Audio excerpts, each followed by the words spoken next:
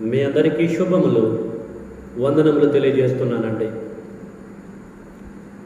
ప్రియమైనటువంటి సోదరి సహోదరులారా, ఈ సమయంలో బైబిల్లో నుండి మరొక అమూల్యమైనటువంటి అంశాన్ని తెలుసుకొని ఆత్మీయంగా బలపడదాం.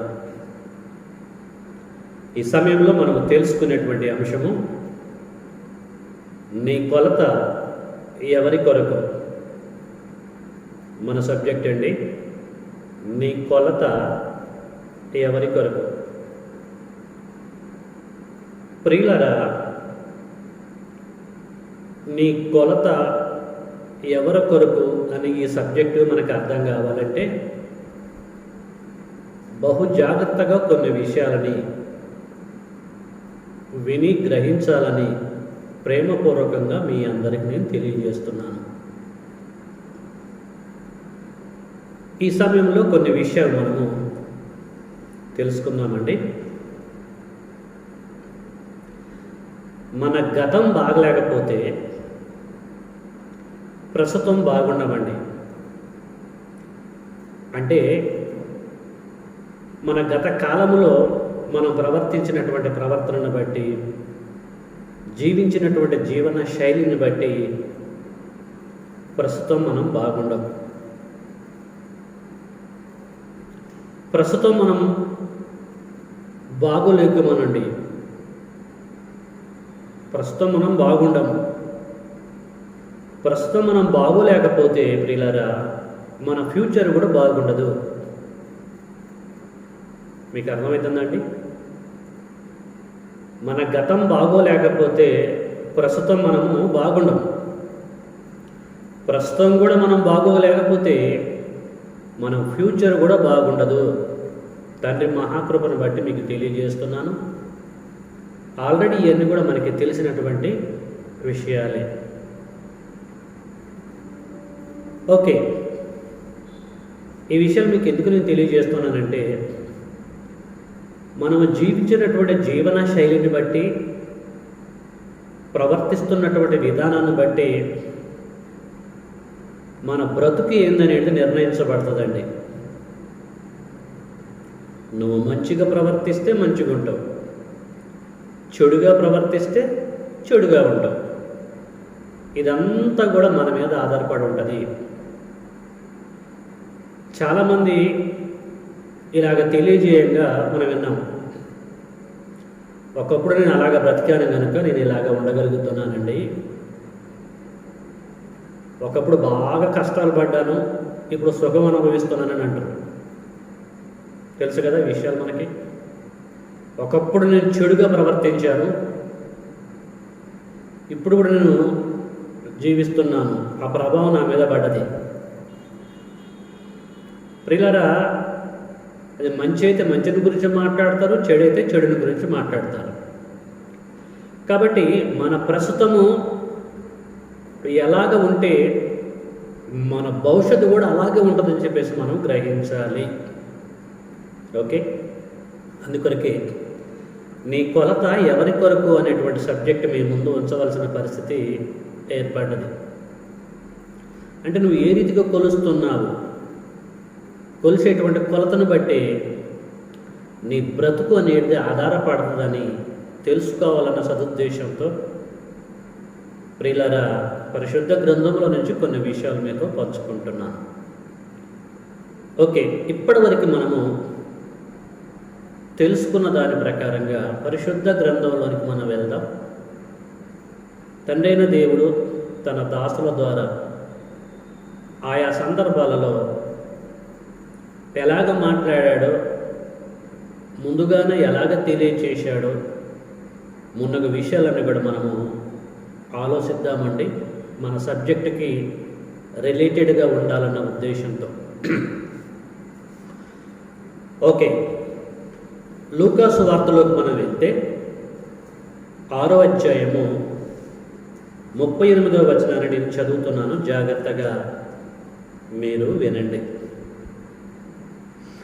అప్పుడు మీరు క్షమింపబడుదురు, ఇయుడి అప్పుడు మీకు ఇయ్యబడును, అణిచి కుదించి దిగజారునట్లు నిండు కొలతను మనుషులు మీ ఒడిలో కొలుతురు.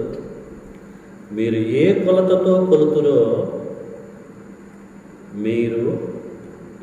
కొలతతో కొలుతురో ఆ కొలతతోని మీకు మరలా కొలవబడునని చెప్పాను.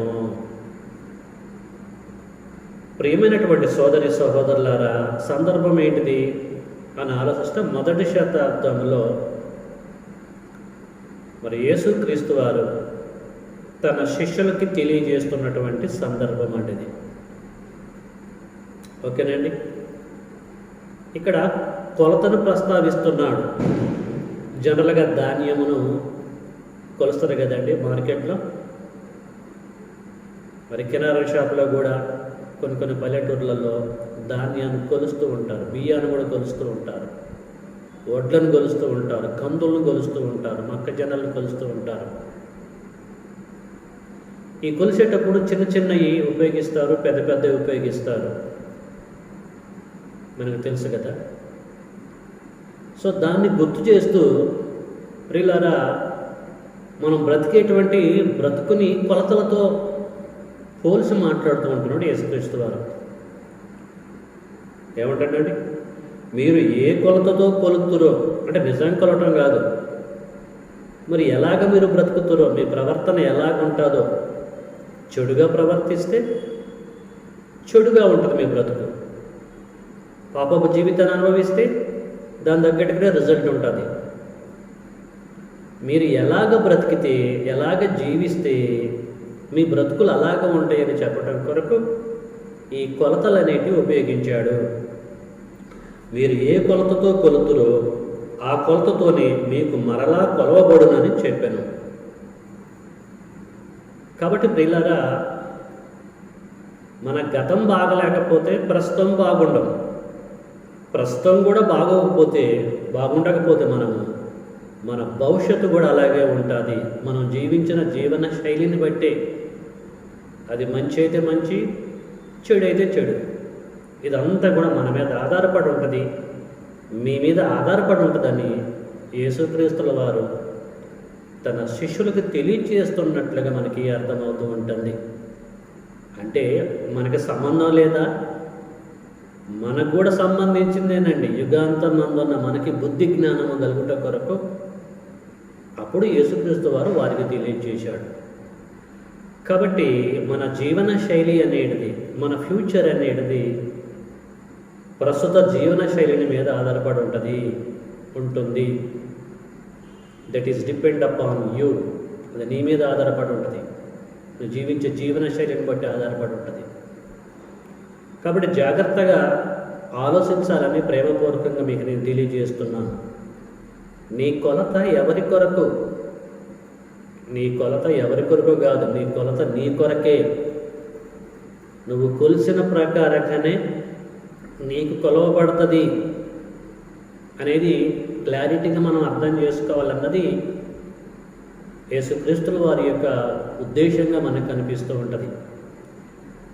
ఇంకా ప్రియులారా, మనము బైబిల్ను ఓపెన్ చేసి కనుక చూడగలిగితే ఓబద్య గ్రంథము 1వ అధ్యాయము 15లో మహోన్నతుడైనటువంటి దేవుడు ఓబద్య గారి ద్వారా, ప్రవక్తలలో చిన్న ప్రవక్త అయినటువంటి ఓబద్య గారి ద్వారా ఇశ్రాయేలు జనాంగానికి ఏం తెలియచేస్తుండో ఓబద్య గ్రంథము 1వ అధ్యాయం 18వ వచనం మనం చదువుకుందాం. దయచేసి ఓబద్య గ్రంథము 1వ అధ్యాయము 15 మనము చదువుకుందాం. నీవు చేసినట్లే అనేకమైన విషయాలు తెలియజేసి దేవుడు అంటున్నాడు, నీవు చేసినట్లే నువ్వు ఏం చేస్తావు? మంచి చేస్తావా, చెడు చేస్తావా? నీ జీవన శైలి ఎలాగుంటుంది? నీ దేహంలో నువ్వు సజీవుడిగా ఉన్నప్పుడు, భూమి మీద బ్రతుకుతున్నప్పుడు, ప్రజల మధ్యలో నువ్వు ఏదైతే చేస్తావో నీవు చేసినట్లే నీకును చెయ్యబడును. అంటే నువ్వు కొలిసిన ప్రకారంగానే నీకును కొలవబడును అని అర్థం చేసుకోవాలి. దాని భావం ఇదేనండి. నీ బ్రతుకును బట్టి నీ బ్రతుకు అనేది ఉంటుంది. ఎంత చక్కగా, ఎంత క్లారిటీగా మాట్లాడుతున్నాడండి. నీవు చేసినట్లే నీకును చెయ్యబడును, నీవు చేసినదే నీ నెత్తి మీదికి వచ్చును. ఏదేదో నువ్వు చేస్తావో అదే నీ నెత్తి మీదికి వస్తుంది. ప్రస్తుత కాలంలో నువ్వు ఏదైతే చేస్తావో నీ భవిష్యత్తులో కూడా ప్రియులారా నువ్వు చేసిందే నీ మీదకి వస్తుంది. చెడు చేస్తే చెడు అనుభవించవలసిందే, నువ్వు మంచి చేస్తే మంచి అనుభవించవలసిందే. అద్భుతంగా లేదండి? ప్రియమైనటువంటి సోదరి సహోదరులారా, దేవుని జ్ఞానం అండిది. కాబట్టి నీ కొలత ఎవరి కొరకు? నీ కొలత నీ కొరకే. నువ్వు కొలిసేటువంటి కొలత అదే నీ కొరకే చెప్పేసి నువ్వు గ్రహించాలని కృపగలిగిన తండ్రి ఈరోజు లేఖనముల ద్వారా నిన్ను హెచ్చరిస్తున్నాడు, నీతో మాట్లాడుతున్నాడు. కాబట్టి ఆత్మ సంఘములతో చెప్పుచున్న మాట చెవి కలిగిన వాడు వినుగాక. చెవులు ఎవరికి లేవండి? అందరికీ చెవులు ఉన్నాయి. కాబట్టి ప్రియులారా, మనం వినాలి, గ్రహించాలన్నది దేవుడి యొక్క ప్రణాళికగా మనకి కనిపిస్తూ ఉంటుంది. ఇంకా మనం ఆలోచిస్తే మరి సామెతల గ్రంథము 26వ అధ్యాయం వరకు మనం వెళ్దాం. సామెతల గ్రంథము 26వ అధ్యాయంలో తండ్రి అయినటువంటి దేవుడు జ్ఞాని అయినటువంటి సొలొమోను గారి ద్వారా ఏం తెలియచేశాడు 26వ అధ్యాయంలోకి మనం వెళ్దాం. సామెతల గ్రంథము 26వ అధ్యాయంలో ఎంత అద్భుతంగా మాట్లాడుతున్నాడో మనము చూసుకుందాం. 26, 27వ వచనం మనం చదువుకుందామండి. సామెతల గ్రంథము 26వ అధ్యాయము 27వ వచనం అండి. గుంటను త్రవ్వువాడే దానిలో పడును. గుంటను ఎవడైతే తవ్వుతాడు అంటే నిజంగా గుంట అంటే గుంట కాదండి. ఇక్కడ చెడుని ఎవడైతే చేస్తాడో, దుష్టక్రియలు ఎవడైతే చేస్తాడో, దుష్టుడిగా ఎవడైతే ప్రవర్తిస్తాడో వాడు దుష్టక్రియలలో వాడే పడతాడు. వాడు తీసుకున్న గుంటలో ప్రమాదంలో వాడే పడతాడు అన్నది భావం అండి. గుంటను త్రవ్వువాడే దానిలో పడును, రాతిని బొర్లించు వాని మీదికి, రాతిని బొర్లించు వాని మీదికి అది తిరిగి వచ్చును. అంటే నువ్వు ఏదైతే చేస్తావో, చెడు చేస్తే చెడు అనుభవించాల్సిందే, దాని తగ్గట్టు రిజల్ట్. నువ్వు మంచి చేస్తే మంచిని అనుభవిస్తావు, నువ్వు దాన్ని బట్టి రిజల్ట్ అది. కాబట్టి ఎంత చక్కగా చెప్తున్నాడండి, గుంటను తవ్వువాడే పడును, తవ్వనటువంటి వాడు పడడు. వానికే సంబంధం అండి. తండ్రులు ద్రాక్ష కాయలు తింటే, పండ్లు తింటే పిల్లల పండ్లు పులుస్తాయా అండి? ఎవరు తింటారో వారు పళ్ళే పులుస్తాయి కదా. ఎహెస్కేల్ గ్రంథంలో ఉంటాడు కదా తండ్రి దేవుడు ప్రవక్త ద్వారా. ఎవడైతే దోషం చేస్తాడో శిక్ష వాడు అనుభవిస్తామని చెప్పేసి అంటాడు. అది వాస్తవం, దాన్ని కన్ఫర్మ్ చేస్తూ అంటాడు. గుంటను త్రవ్వు వాడే దానిలో పడును, రాతిని పొర్లించు వాని మీదికి అది తిరిగి వచ్చును. కృపగలిగినటువంటి తండ్రి మాట ఇది. జ్ఞాని అయిన సొలొమోను గారి ద్వారా తెలియజేస్తున్నాడు. కాబట్టి ప్రియులారా, చాలా జాగ్రత్తగా మనం వినాలని, వాస్తవాలు గ్రహించాలని ప్రేమపూర్వకంగా మీకు నేను తెలియజేస్తూ ఉంటున్నాను తండ్రి మహాకృపను బట్టి. అలాగే మన సబ్జెక్టుకి రిలేటెడ్గా ఉన్నటువంటి మరొక లేఖనాన్ని మనం చదువుకుందాం. సామెతల గ్రంథము 28వ అధ్యాయము 10వ వచనాన్ని నేను చదువుతున్నాను. జాగ్రత్తగా మీరు వినాలని ప్రేమపూర్వకంగా మీకు తెలియజేస్తున్నాను. ఇప్పుడు మనం చదువుకున్నటువంటి ఆ లేఖనము వలెనే ఇది కూడా ఉంటుందండి. చదువుకుందాం. 28:10 సామెతల గ్రంథము 28వ అధ్యాయం 10వ వచనం. యథార్థవంతులను దుర్మార్గమందు చొప్పించువాడు తాను త్రవ్విన గోతులో తానే పడును. ఏమండి? యథార్థవంతులను దుర్మార్గమందు చొప్పించువాడు తాను త్రవ్విన గోతిలో తానే పడును. తాను త్రవ్విన గోతిలో తానే పడును. ఇంతకుముందు మనము పిల్లరా 26, 27 అక్కడ ఎలాగ చదువుకున్నామో అదే ఇన్ఫర్మేషన్ ఇక్కడ కూడా తెలియజేస్తూ ఉంటున్నాడు. ఎన్ని రకాలుగా తెలియజేసినా దేవుడు ఒకటే. నీ ప్రస్తుతం ఎలాగుంటుందో నీ బ్రతుకు, దానిని బట్టి నీ ఫ్యూచర్ అనేది ఉంటుందని తెలియజేయడం కొరకు తెలియజేస్తున్నాడు. ఎన్నిసార్లు దేవుడు తెలియజేసినా కూడా భావం ఒకటే. అది మనం గ్రహించాలన్నది మానవుల పట్ల దేవుని యొక్క అద్భుతమైనటువంటి ప్రణాళికగా మనకు కనిపిస్తూ ఉంటుంది. ఇంకా ప్రియులారా, మనం ఆలోచిస్తే ఇదే సామెతల గ్రంథము 11వ అధ్యాయంలోనికి వెళ్దామండి. 11వ అధ్యాయంలో కూడా ప్రియులారా తండ్రైన దేవుడు ఏమని సెలవిస్తున్నాడు? 11వ అధ్యాయం 27వ వచనం మనము చదువుకుందామండి.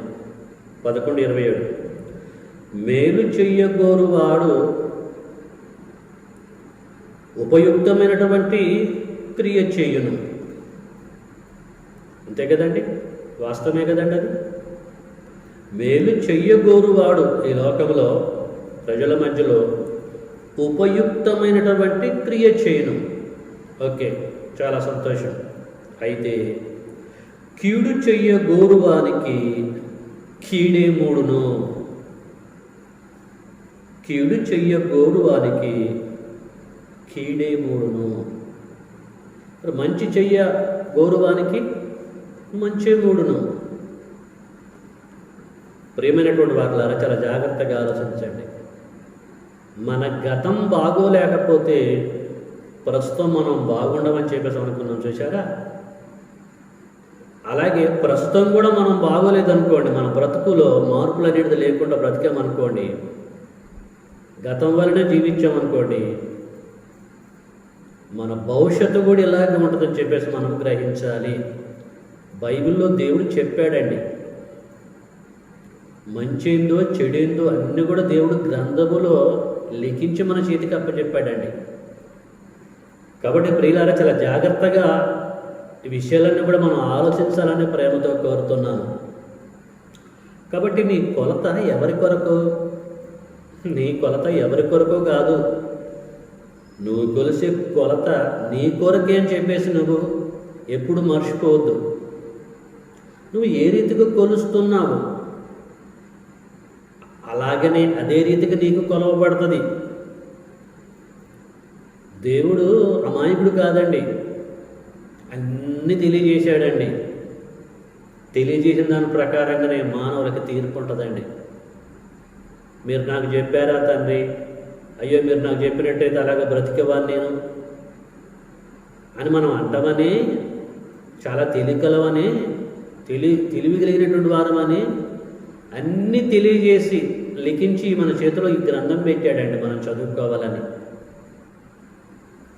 చదువుకొని గ్రహించవలసినటువంటి వారం, మనం గ్రహించి బ్రతకవలసినటువంటి వారం. కాబట్టి ప్రియులారా, మన ప్రస్తుత బ్రతుకుని బట్టి, జీవిత విధానాన్ని బట్టి మన భవిష్యత్తు ఉంటుందని చెప్పేసి మనం అర్థం చేసుకోవాలి. చెడు చేస్తే చెడులోకి వెళ్ళిపోతాం మనం, దాన్ని బట్టి రిజల్ట్ శిక్షలోకి వెళ్ళిపోతాం. మంచి చేస్తే దాన్ని బట్టి ఎక్కడికి వెళ్ళిపోవాలో మనకు తెలుసు. మంచి చేసినటువంటి వారు ఎక్కడికి వెళ్తారు చనిపోయిన తర్వాత. ఇది మన పరిస్థితి. కాబట్టి ప్రియులారా, దీన్ని బట్టి మనం గ్రహించాలని ప్రేమతో కోరుతున్నాను. మీకు అర్థం కావడానికి ఒక ఎగ్జాంపుల్ చెప్తానండి. అడవులలో జంతువులని వేటాడటానికి కొంతమంది వెళ్తారండి. వేటగాళ్ళు అడవులకు వెళ్తారు. జంతువులని మరి పట్టుకోవాలని ఉచ్చులు పెడతా ఉంటారు అడవులలో. కొన్ని సందర్భాలు తెలుసా అండి? తెలుసు కదా మనందరికీ. జంతువులను పట్టుకోవడం కొరకు ఉచ్చులు పెడతారు. కొన్ని సందర్భాలలో ఆ పెట్టినటువంటి ఉచ్చులలో జంతువులు పడతాయి, మనందరూ తెలిసిన విషయమే. కానీ కొన్ని సందర్భాల్లో లేదు, మరికొన్ని సందర్భాలలో ప్రియులారా, తాను పెట్టినటువంటి ఉచ్చులో తానే పడినటువంటి సందర్భాలు మనం అనేకమైనటువంటి చూసాం. మనం ఆ ఉచ్చులో పడి వారు చనిపోయినటువంటి సందర్భాలు కొక్కోలలుగా మనం చూసామండి.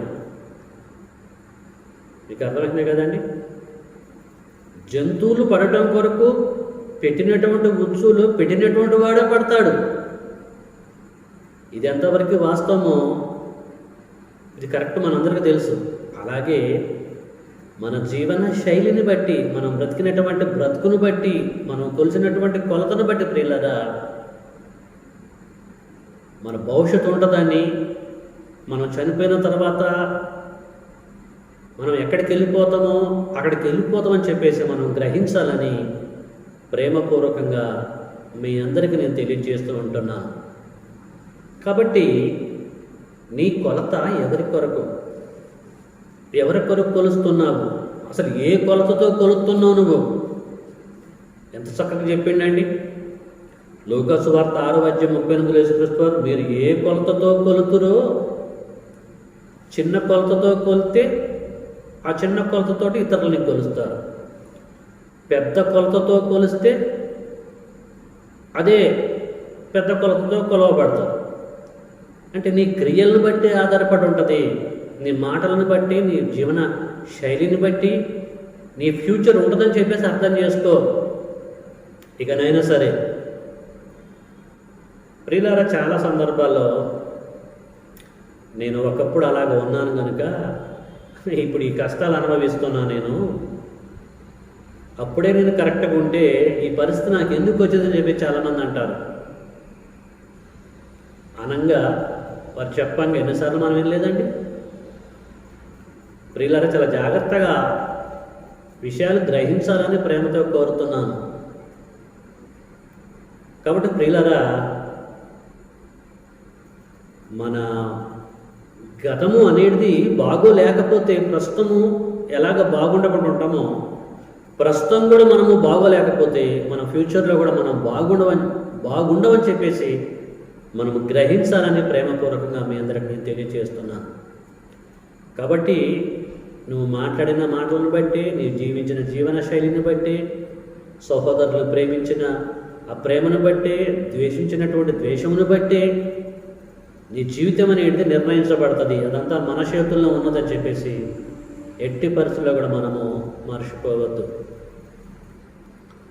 ఒక సందర్భంలో పేతురు గారు యేసుక్రీస్తు వారి దగ్గరికి వచ్చేసి, నా సహోదరుడు నా ఎడల మరి కోప్పడితే నేను ఎన్నిసార్లు క్షమించాలి ప్రభువా? ఒకసారా, 2 సార్లా, 3 సార్లా? అసలు ఎప్పటి వరకు ఆయన క్షమించాలి?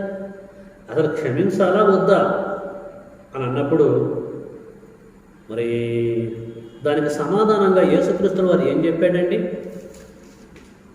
ఎలాగ బ్రతకాలన్నాడు, సహోదరుడి విషయంలో ఎలాగ ప్రవర్తించాలన్నాడండి. మత్తయి సువార్త 18వ అధ్యాయము మరి 33వ వచనం కానీ నేను చదువుతాను, జాగ్రత్తగా మీరు వినాలని ప్రేమతో కోరుతున్నాను. 18:33.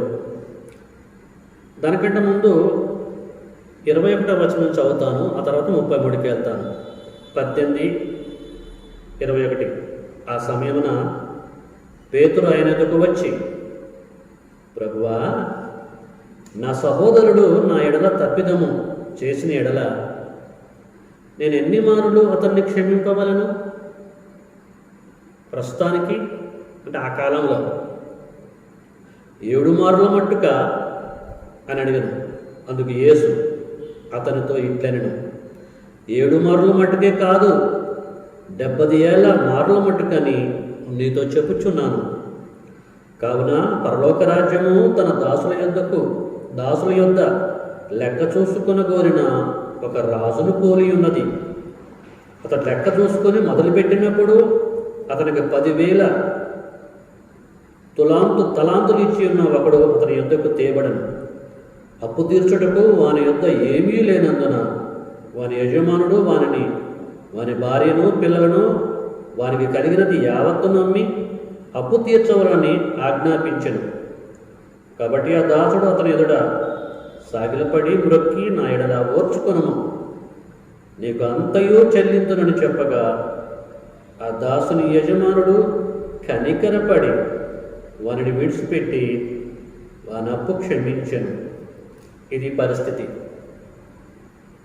ఆ తర్వాత ఏం జరిగింది అని ఆలోచిస్తే 28లో, అయితే ఆ దాసుడు బయటకు వెళ్ళి తనకి 100 దేరాములు అచ్చియున్న తన తోటి దాసులతో ఒకరిని చూసి వాని గొంతు పట్టుకొని, చూశారండి, ఇతను ఎలాగ క్షమింపబడ్డాడో మర్చిపోయాడు. కానీ సహోదరుడి విషయంలో, సహోదరుడు అప్పున్నప్పుడు అతని విషయంలో ఎలాగ ప్రవర్తిస్తాడో బాగా ఆలోచించండి. తన తోటి దాసులతో ఒకరిని చూసి వాని గొంతు పట్టుకొని, నీవు అచ్చి ఉన్నది చెల్లింపుమనెను. అందుకు వాని తోటి దాసుడు సాగిలపడి, నా ఎడల ఓర్చుకునుము, నీకు చెల్లించునని వానిని వేడుకొనును గాని వాడు ఒప్పుకొనక అచ్చి ఉన్నది చెల్లించు వరకు వానిని చెరసాలలో వేయించెను. ఇంత దారుణమైన సంగతి అండి, ఎంత బాధాకరమైన విషయం అండి. ప్రియులు, చాలా జాగ్రత్తగా మీరు ఆలోచించాలని, మన సబ్జెక్టుకు సంబంధించిన విషయాలు కృపగలిగిన తండ్రి లేఖనముల ద్వారా మనకు తెలియజేస్తాడని మీరు గ్రహించాలని ప్రేమతో కోరుతున్నాను. ఓకే, చెరసాలలో వేయించను. కాగా వాని తోటి దాసులు జరిగినది చూసి మిక్కిలి దుఃఖపడి వచ్చి జరిగినదంతయు తన యజమానునికి వివరముగా తెలిపిరి. అప్పుడు వాని యజమానుడు వాని పిలిపించి, చెడ్డదాసుడా, ఏంటండి, చెడ్డదాసుడా, నీవు నన్ను వేడుకొంటివి కనుక, నువ్వు నన్ను వేడుకున్నావు కదా, అది మర్చిపోయావు నువ్వు. నీవు నన్ను వేడుకొంటివి కనుక నీ అప్పంతయు క్షమించుతని. నేను నిన్ను కరుణించిన ప్రకారము నీవును నీ తోటి దాసుని కరుణింపవలసి ఉండను కదా, ఇది రూల్ కదా అని వారితో చెప్పాను. అందుచేత వాని యజమానుడు కోపపడి తనకు అచ్చున్నదంతయు చెల్లించు వారికి బాధపడుచు వారికి వాణ్ణి అప్పగించెను చెప్పేసి ప్రియులారా ఎంత అద్భుతంగా తెలియజేస్తాం చూడండి. కన్క్లూషన్ 15లో, మీలో ప్రతివాడు తన సహోదరుని హృదయపూర్వకంగా క్షమింపని ఎడల, ప్రస్తుతానికి మీరు క్షమింపని ఎడల, ప్రస్తుత కాలంలో మీరు క్షమింపని ఎడల, క్షమా గుణాన్ని మీరు కలిగి ఉండని ఎడల మీ భవిష్యత్తు ఎలాగుండబోతుందో ఒకసారి వినని చెప్పేసి అంటున్నాడు. క్షమింపని ఎడల నా పరలోకపు తండ్రియు ఆ ప్రకారమే మీ ఎడల చేయునను. మీ సహోదరుడి ఎడల మీ ప్రస్తుత కాలంలో మీరు క్షమింపకపోతే, మీరు అర్థం చేసుకోకపోతే, వారిని కరుణించకపోతే నా పరలోకపు తండ్రియు ఆ ప్రకారమే మీ ఎడల చేయునను. అంటే నువ్వు కొలిసేటువంటి కొలతను బట్టి నీకు కొలవబడును అని చెప్పేసి ఎంత అద్భుతంగా క్లారిటీగా ఇక్కడ యేసుక్రీస్తుని వారు తెలియజేస్తున్నాడో ప్రియులారా మనము అర్థం చేసుకోవాలి. కాబట్టి పరిశీలించినటువంటి ఈ లేఖనాలను బట్టి మనకేమి తేట తెల్లమైందండి? ఏమర్థమైందండి? మనము కొలిచేటువంటి కొలతను బట్టి మనకు కూడా కొలవబడుతుంది. అది ప్రజల ద్వారా కావచ్చు, పరలోకపు తండ్రి ద్వారా కావచ్చు, ఎవరి ద్వారైనా సరే మనకి కొలవబడుతుంది. మనం ఏదైతే విత్తుతామో అదే పంటను మనము కోస్తామని చెప్పేసి ప్రియులారా మనము గ్రహించాలి. లేఖనాలు అలాగా తెలియజేస్తున్నాయి. కాబట్టి ఇప్పుడు మనం ఏం చేయాలి? విన్నదానిని బట్టి అంటే మన బ్రతుకుని మార్చుకొని ఇప్పటివరకు ఎలాగ ప్రవర్తించామో మనందరికీ తెలుసు. ఆ ప్రవర్తన పక్కకు పెట్టేసి దేవుడు చెప్పిన ప్రకారంగా ప్రియులారా మనం మార్పు చెంది మంచివారుగా ఉండి మంచిగా మనం ప్రవర్తించగలిగితే, దేవుడి చెప్పిన మాటల ప్రకారంగా జీవించగలిగితే, అలాగ బ్రతకగలిగితే ప్రియులారా దేవుడు చెప్పిన ప్రకారంగా మన భవిష్యత్తు మనకు ఉంటుందని చెప్పేసి మనం గ్రహించాలన్నది దేవుడి యొక్క ప్రణాళిక. కాబట్టి నీ కొలత ఎవరి కొరకు? ఎవరి కొరకో కాదు, నీ కొలత నీ కొరకే. నువ్వు కొలిసిన రీతిగానే నీకు కొలవబడుతుందని ఎప్పుడు కూడా మర్చిపోవద్దని ప్రేమపూర్వకంగా కృపగలిగిన తండ్రి ఈ అద్భుతమైనటువంటి సబ్జెక్టు ద్వారా మనతో మాట్లాడుతూ ఉంటున్నాడు లేఖనముల ద్వారా. కాబట్టి వాక్యం విన్నటువంటి మనము మార్చుకోవాల్సింది ఏదైనా ఉంటే మార్చుకుందాం. వాక్యం విన్న తర్వాత కూడా మన బ్రతుకును మార్చుకోకపోతే మన భవిష్యత్తు దాని తగ్గట్టుగా ఉంటుందని చెప్పేసి ఎట్టి పరిస్థితుల్లో మనము మర్చిపోవద్దు. మన గతం బాగోలేకపోతే ప్రస్తుతానికి ఎలాగా బాగోలేకుంటున్నామో ఇప్పుడు కూడా లేఖనాలు విన్న తర్వాత కూడా మనము మారకపోతే ఇలాగే ఉంటే మన భవిష్యత్తు కూడా అంటే మన మృత్యు తర్వాత మన భవిష్యత్తు కూడా బాగా లేకుండానే ఉంటుందని చెప్పేసి మనం గ్రహించాలని ప్రేమపూర్వకంగా ఈ విషయాలు మీతో పంచుకుంటూ ఇంతటితో ఈ ప్రసంగాన్ని నేను ముగిస్తున్నాను. తండ్రి చిత్తమైతే మరొక సబ్జెక్టుతో మీ ముందుకు వస్తాను. నీ కొలత ఎవరి కొరకంటే నీ కొలత నీ కొరకే అని ఎప్పుడు కూడా నువ్వు మర్చిపోవద్దని కృపగలిగిన తండ్రి యొక్క మాటలకు రెస్పెక్ట్ ఇచ్చి నువ్వు బ్రతికి నీ మృత్యువు తర్వాత నువ్వు బ్రతికినటువంటి బ్రతుకును బట్టి నువ్వు జీవించాలని ప్రేమపూర్వకంగా నీకు తెలియజేస్తున్నాను. తండ్రి దేవుడు తన దాసుడైనటువంటి పేతురు గారి ద్వారా అంటున్నాడు, అందరూ అంతటను మారు మనసు పొందాలంటున్నాడు. నీలో కూడా ఒక మార్పు వచ్చేసి ప్రస్తుత కాలంలో చక్కని మార్పు వచ్చేసి మార్పు తగ్గట్టుగా నువ్వు జీవించి నీ ఫ్యూచర్ కూడా బాగుండే విధంగా నువ్వు ప్రణాళిక సిద్ధం చేసుకోవాలని ప్రేమపూర్వకంగా మీ అందరికీ తెలియజేస్తూ ఇంతటితో ఈ ప్రసంగాన్ని ముగిస్తున్నాను. తండ్రి దేవుడు వాళ్ళందరినీ దీవించి తన కృపలో జ్ఞాపకం చేసుకునుగాక. అందరికీ వందనములండి.